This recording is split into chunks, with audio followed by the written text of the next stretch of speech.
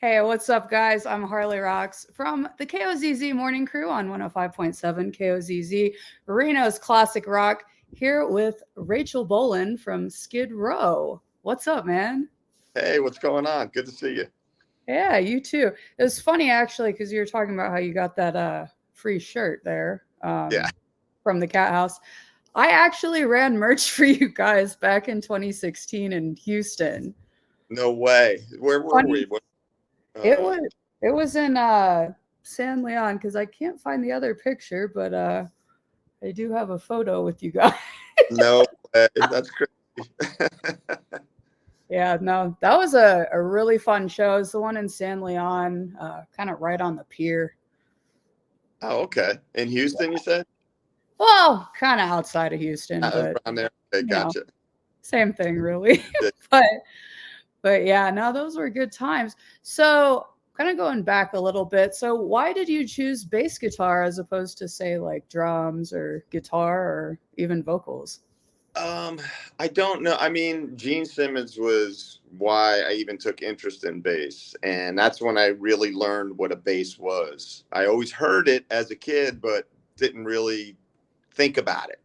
And then once I saw the booklet that came with Kiss Alive and Oh, all the Gene, I'm like, I want to play what he plays. So I showed my parents. They're like, "You gonna be breathing fire and spitting blood too?" And I'm like, "No, I just want to play." And they're like, "What's a bass?" And I was like, "It's pronounced bass." And so they got me one, and yeah, one for Christmas. And then I just started. I took lessons for a little while, but I mainly just learned by ear um, and just listening to Kiss and Paul McCartney and Roger Glover from Deep Purple and Graham Maybe from Joe Jackson, and those guys are like all my biggest influences. And yeah, and I always had a gig. Always, nice. everyone was looking for a bass player all times. Everyone wanted to play drums or guitar, so I always Yeah, had a gig. that's Yeah. awesome. Actually, I kind of have a similar story because I just got a new bass too. Oh, nice. Um, so I just started playing because I got influenced by a band back in the year 2000. God knows it took 20 years to pick up a bass, but hey, here we are. Who was the band? The band was Kitty. Oh, So okay. Right on. like, the new metal era. Yeah, Um, she I like just it. looked like a freaking badass. So I'm like, I Mhm. want to play that. Hey, that's So great. I That's awesome. got a couple cover songs down. I'm trying to learn some of y'all's songs, but we'll get there. If you Hasn't need it? some, Yeah. I'll try not to ruin it for you. So yeah, you said that your influences were Kiss, Paul McCartney. Did you have any other ones besides those? That- Dennis Dunaway from Alice Cooper Band, Oh, and yeah, Graham Maybe, like I said, mhm. Benjamin Orr from the Cars, and a lot of these bands also influenced me as a songwriter. And I didn't realize how much the Cars had an influence on me from Yeah. writing songs. So one day I put on. I just went down like a rabbit hole, a Cars rabbit hole, and I was like, man, our arrangements are so similar to Cars songs. It's crazy. And then I thought about how much I got into them as a kid, and I was like, wow, they just snuck in there. You know what I mean? That is awesome. Yeah. It's always great to have good influences. So, yeah, like going back, what made you guys want to start what is now known as Skid Row? I mean, it was, I think, well, for Snake and myself and Scotty, it was our life changed when we saw Kiss. When we all, before we even knew it, years before we knew each other, we all saw them on the same tour. And Nice. I saw them at the Philly Spectrum. Snake saw them at the Garden, and Scotty saw them, I think, at Nassau Coliseum. I'm not 100% sure, but it was all within days of each other. And at that point, that changed all of our lives. We're like, that's what I want to do the rest of my life. I want to do that. Maybe not like that, but in our head, yes, we were doing it like that. But Yeah. that's what changed it for all of us. And just watching the other night, watching their last show, is just like, wow, it's starting to sink in. It's Oh like if man. these guys weren't around, we probably wouldn't be doing this. We watched it on the tour bus before a show. Oh, that's So, awesome. yeah, Yeah, I so, heard about it. I heard it was, went off fantastic. They had the whole graphics on the Empire State Building. I know the Empire State Building, all the Times Square, all the cabs were wrapped in KISS logos. It was crazy. Yeah. That's impressive. So yeah, let's talk about y'all's recent album. It's The Gang's All Here. I know you guys have been performing a bit of that on tour.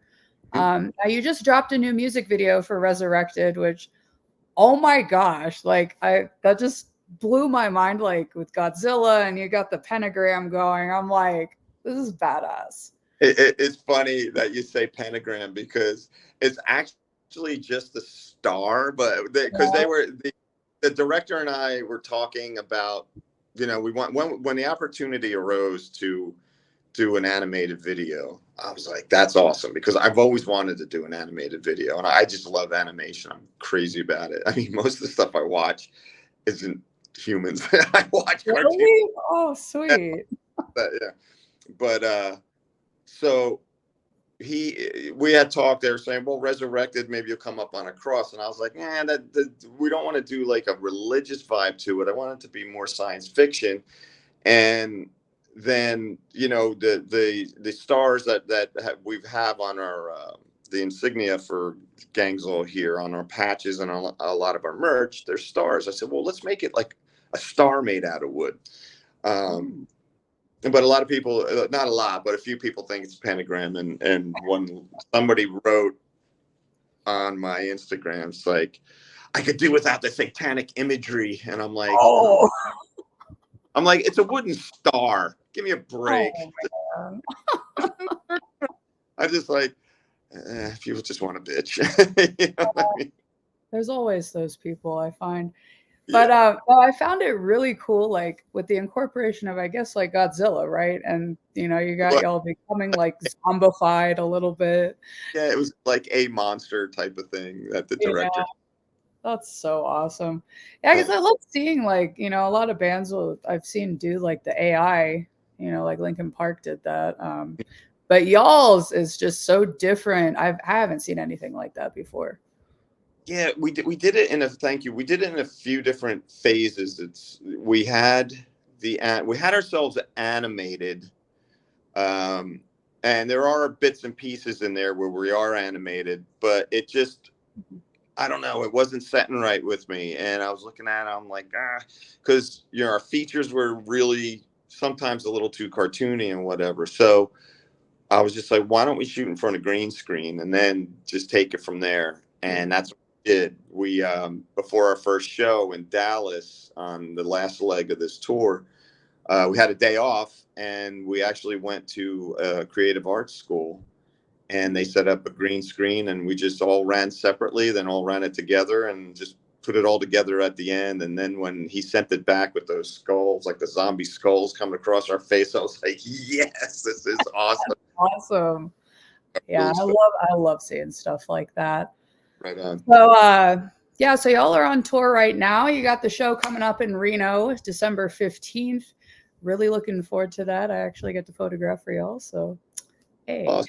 No, but it's been a while since I've seen you guys. So like I mentioned, I saw y'all in 2016, but also I think it was 2018 where we saw you guys again. It was Proof Rooftop back then in Houston. Oh, yeah. But yeah, no, like y'all always put on a killer show. So I'm super stoked to see you guys again. Awesome. Maybe get to hang out some. But so I have one question. So the band's been together about 37 years. A lot's changed. Are there any moments that you'd maybe want to go back to just for the sake of like reliving it or just for the sake of like, playing that one venue? Well, there's a couple things that we've done that I'd like to do again, like doing Saturday Night Live. Just as a kid from New Jersey, that was like a big high point for me in my career. And also we played in Poland at what it's referred to as the Polish Woodstock. And we played in front of almost 600,000 people. We headlined, and that was insane. that was absolutely insane. Like you couldn't even see where the people ended. It just went back for almost a half a mile.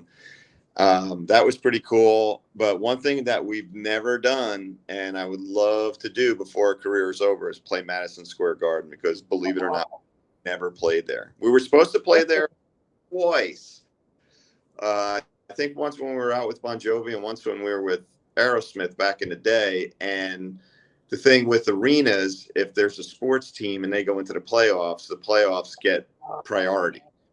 So I believe the New York Knicks went into the playoffs one time and the Rangers went another time. So we got moved to Nassau Coliseum on one tour.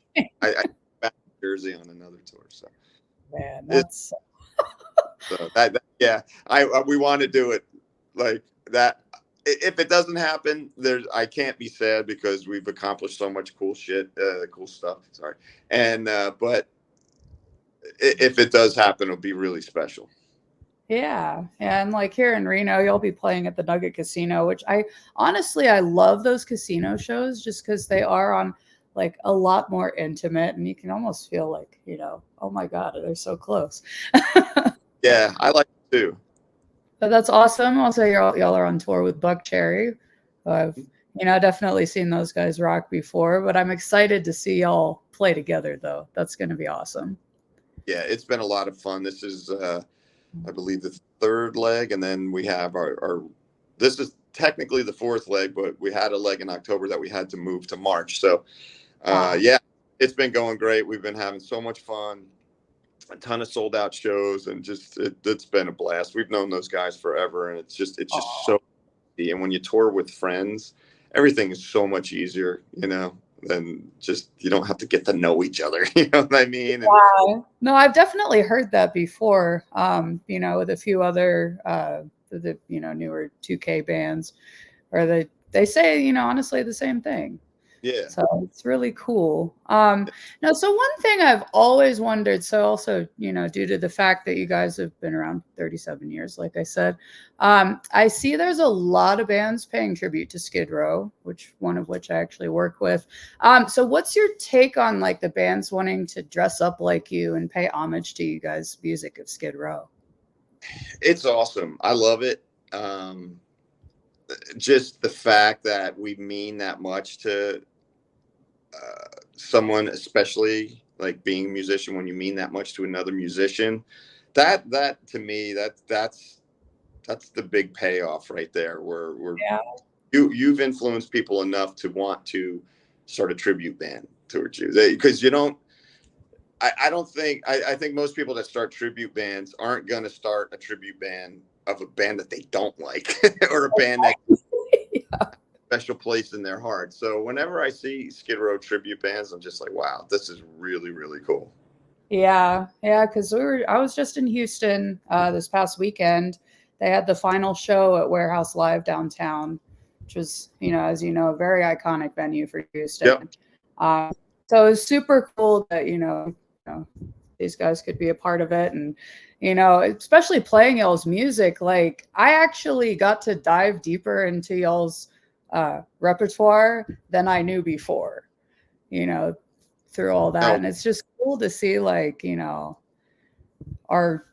Rachel gets it all down to the, the nose ring chain and everything. I'm just like, that's awesome. It's so cool. Yeah, that's so cool. I love that stuff. That's awesome. So I always ask this question. Do you guys, and you must have quite a few, do you have any crazy gig stories from over the years? Yeah, it's funny. I get asked this question a lot, and then when I'm put on the spot, I can't think of any. And then I know as soon as we hang up, I'll be like, "Oh, I should have told her about this one." But I mean,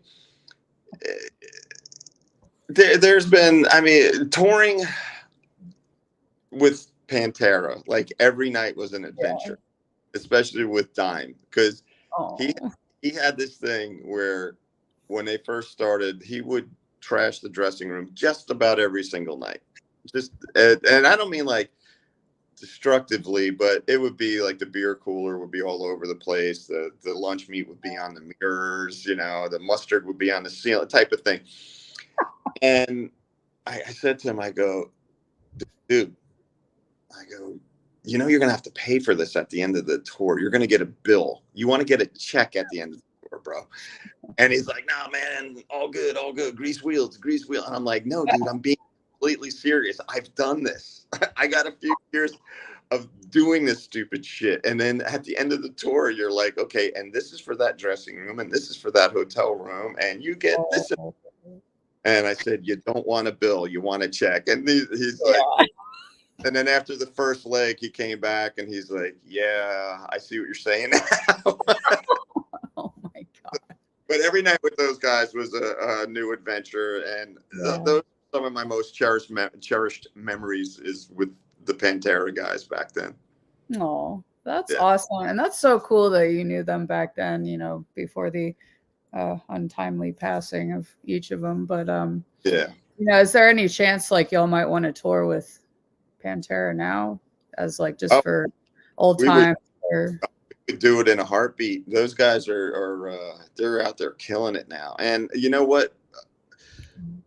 People, the purists, are not happy with what's going on, and I say screw them, because you couldn't find two more perfect people to represent those guys and pay tribute to Dime and Vin. And it just, they were all like brothers, first of all, and literally those guys were family. And it just having, every night at a Black Label show, Zach wrote a song to Dime, and they played every night, and images of Dime are on stage, and and it's just like, and Charlie and Vin were close, and Charlie and Dime were close, and it's just like, it's the perfect way to pay tribute. And if it had been any other people, maybe not, I don't know, but I love it, and I'm glad they're doing it.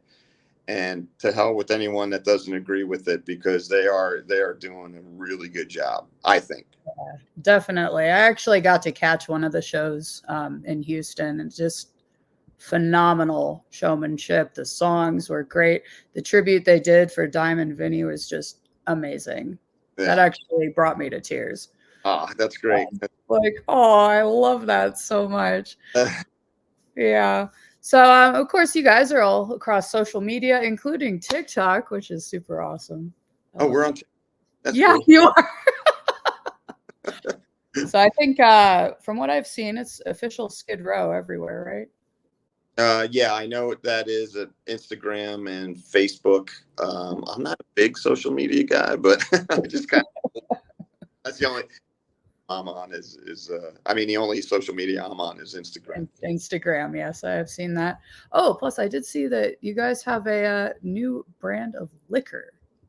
We do, yes.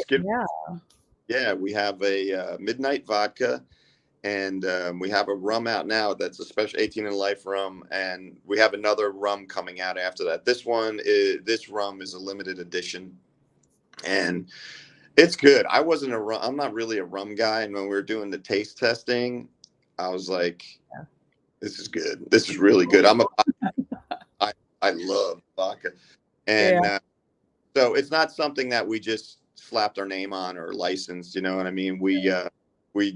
It's been in the making for well over a year, Oh, wow. Just the design and the shape of the bottle and the taste and whatnot, and the wording and the label and all that stuff. We're very, very involved, and it's put out by a company called Brands for Fans who does a lot of liquors for other bands, Kiss, Def Leppard, to name. So we're pretty excited about it. It doesn't come to the US until 2024, but okay. Yeah, I was gonna ask, because I'm like, I need to get some of that. Yeah. Have y'all thought about maybe doing a tequila? Yeah, we had, I think that was one of the choices, and gin was another choice, but we started with the vodka and the rum because we drink that, like our drink, like we like dark stormies, and we like to we all like vodka. So you like dark and stormy, so you've actually heard of those, because I'm half Bermudian. Okay. Yeah, so that's awesome. So y'all actually use like the Black Seal rum with the Barrett's ginger beer? Yep. Yeah. Our Rob is the one that turned us on to it, so. Sweet deal. That's awesome. Well, it's been so much fun talking with you. Thank you so much. I look forward to seeing y'all December 15th. That's Yeah, right. fun times. We'll rock out.